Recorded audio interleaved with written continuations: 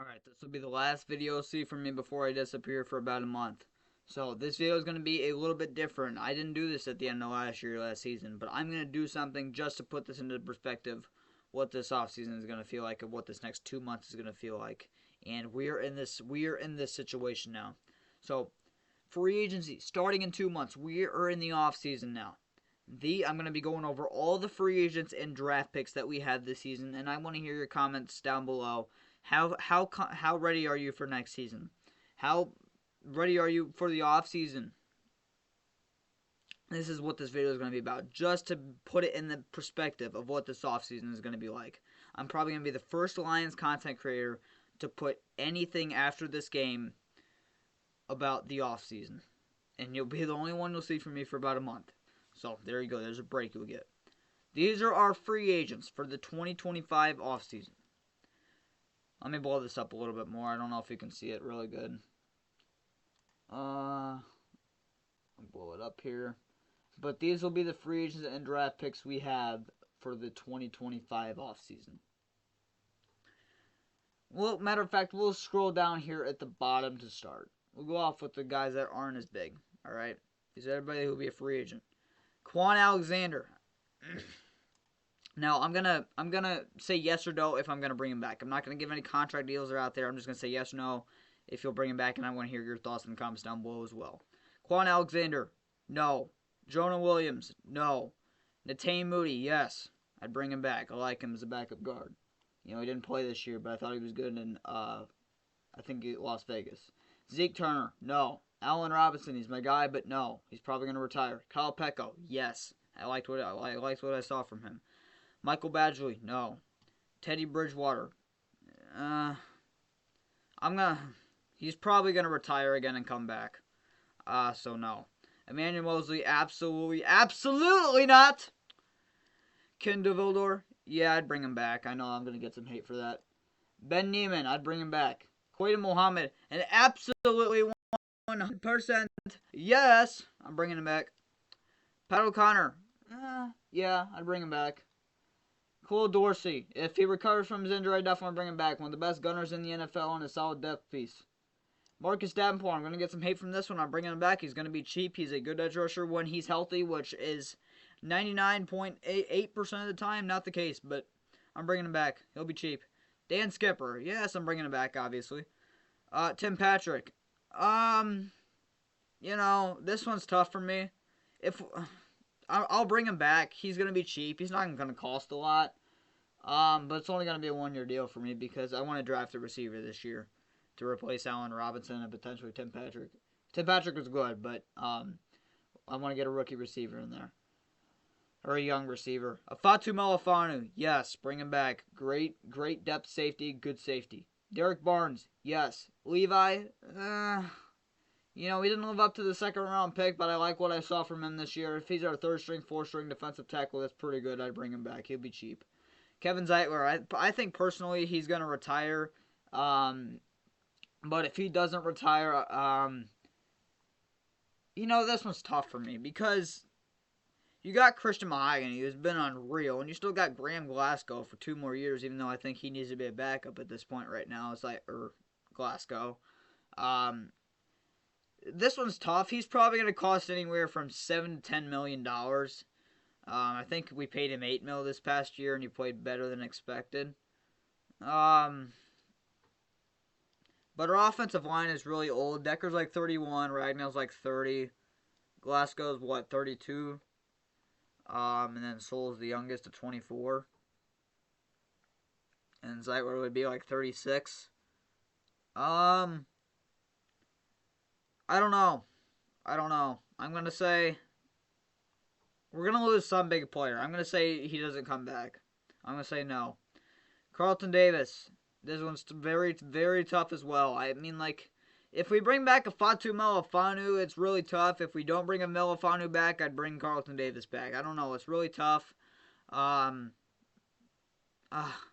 don't know if the Lions will bring him back. I think the intent was just to bring him in, mentor the young guys, have NBC be one for a year, and then have Terran Arnold, Rakestraw, and Robertson, all of them young guys take over. I don't think he comes back. All right, so there's the free agency. I don't know how many players I said yes and no to. I think I said more yes, but all the guys that said yes are not going to cost much. The guy who's going to probably cost the most from all I said was yes was probably Levi and Marcus Davenport, who would cost the most. But yeah, so these are the draft picks for this upcoming, and yeah, we hold the 28th overall pick in the first round this year. I think that's a spot ahead of what we held from last year before we traded up. We do have a second round pick, 60th overall. We do not have a third round pick. Now, if we do lose Aaron Glenn from the rules, we will get 2 third round picks, one of them being from this year. It will be conditional, so it'll be the latest third round pick you could possibly get, but you'll still get a third round pick. Fourth round pick to be determined. We do not have a fifth round pick. We have 2 sixth round picks, one being from the Bucks and the Carlton Davis trade.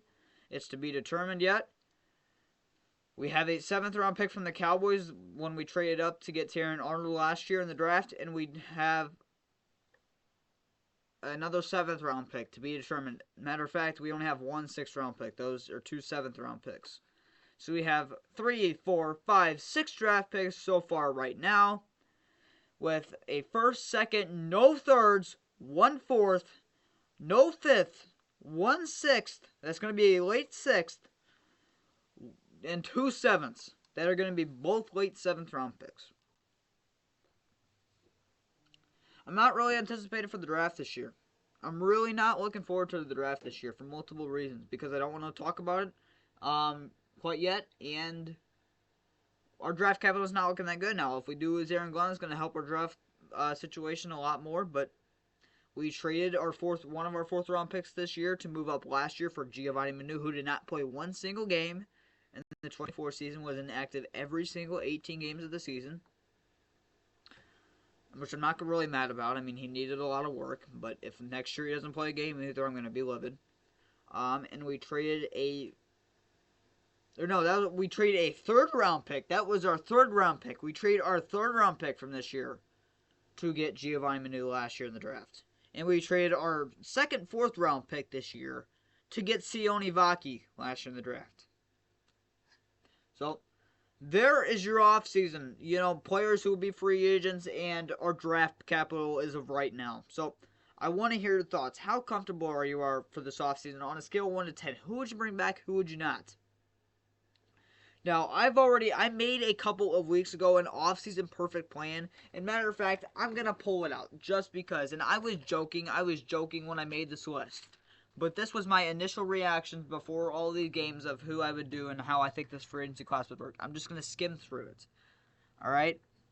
So I said we could sign Carlton Davis to a 3-year, $45 million deal. We can make him our long-term cornerback 1.